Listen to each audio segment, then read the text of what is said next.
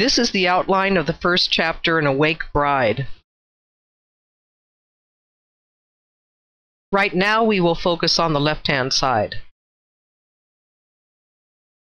Genesis 1:5b. And the evening and the morning were the first day. Therefore a Hebrew day is from sunset to sunset. Exodus 20:9-11. 6 days shall you labor and do all your work, but the seventh day is the Sabbath of the Lord your God. For in 6 days the Lord made heaven and earth, the sea, and all that in them is, and rested the seventh day. A Hebrew week is based upon the creation week. The creation week is paramount to the entire Bible and the Hebrew way of life. The first day of creation, Yom, was one rotation of the earth on its axis. After 6 days of creation, God rested to give us the pattern of working 6 days and resting on the seventh. Sabbath means intermission, from a root word with meanings to repose and desist from exertion, to cease, celebrate, rest, and be still. In the 600th year of Noah's life, in the second month, the 17th day of the month, same day were all the fountains of the great deep broken up, and the windows of heaven were opened. Genesis 7:11. And the waters returned from off the earth continually, and after the end of the 150 days the waters were abated. And the ark rested in the 7th month, on the 17th day of the month, on the mountains of Ararat. Genesis 8:3-4. 150 days divided by 5 months equals 30 days per Hebrew month. The ancient months and days did not have names associated with them, but were simply numbered. After Noah's flood, the people populated the land of Shinar, known as Sumer. Sumerians had 12 30-day months, divided the day into 12 periods from dusk to dusk, and had a sexagesimal, or base 60, numbering system. The Sumerians were Noah's descendants, one of whom was named Eber, from which we get the name Hebrew. After they built the Tower of Babel and God confused their languages, the Chaldeans eventually ruled Mesopotamia. Their month names were in the following order, beginning with spring: Nisanu, Ayaru, Semanu, Duzu, Abu, Ululu, Tashritu, Araksamna, Kislimu, Tibetu, Shabbatu, and Adaru. The spiritual year begins with Nisan in spring. The civil year begins with Tishri in fall. Abraham begat Isaac, who begat Jacob. Jacob was renamed Israel and begat Joseph. Joseph was sold as a slave into Egypt, but was eventually elevated next to Pharaoh. All 72 members of Israel's family joined Joseph in Egypt.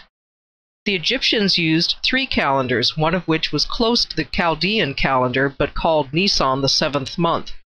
When God brought the Hebrews out of Egypt, he corrected their calendar, clarifying Nisan as the 1st month. A normal Jewish year had 360 days, and a pregnant year had 390 days, by adding a 2nd month of Adar. It was a lunar solar calendar.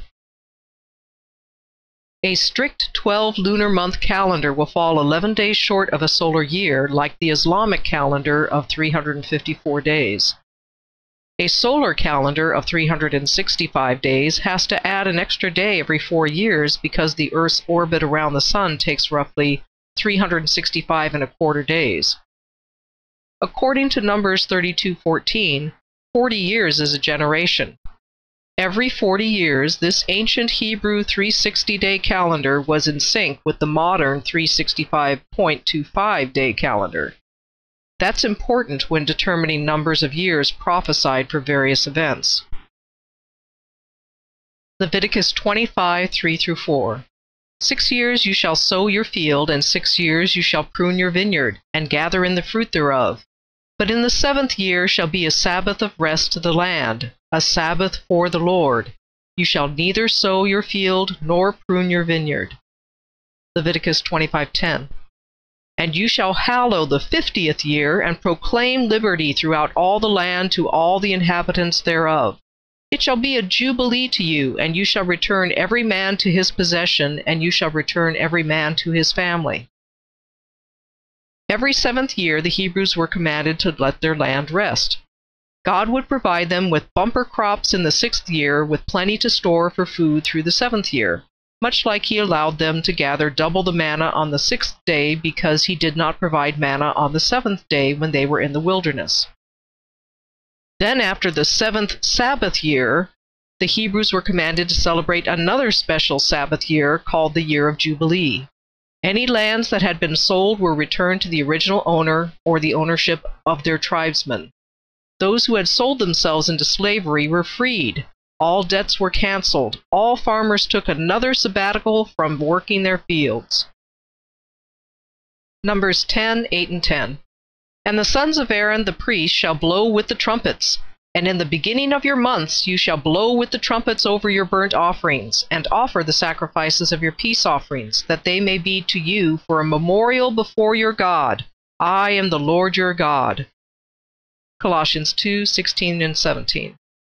Let no man therefore judge you in meat, or in drink, or in respect of a holy day, or of the new moon, or of the Sabbath days, which are a shadow of things to come, but the body is of Christ.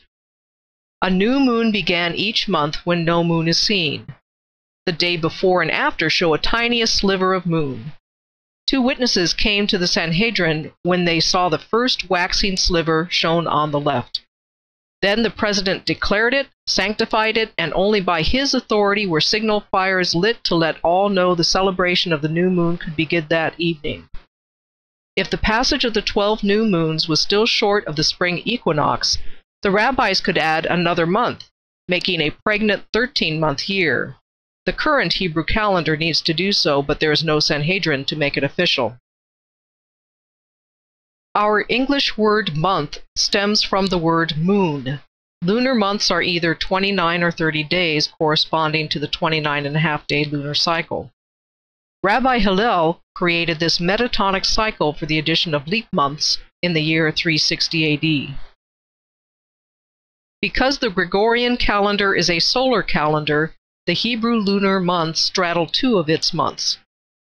When God brought the Hebrews out of Egypt, he established 7 feasts for them to celebrate.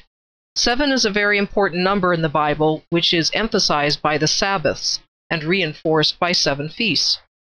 There are 3 spring feasts held in the first month of Nisan, 1 early summer feast, and 3 fall feasts held in the 7th month of Tishri. The feasts are in tune with the harvests of barley and wheat in the spring, and of grapes and olives and other fruit in the fall. Leviticus 23, 1-3.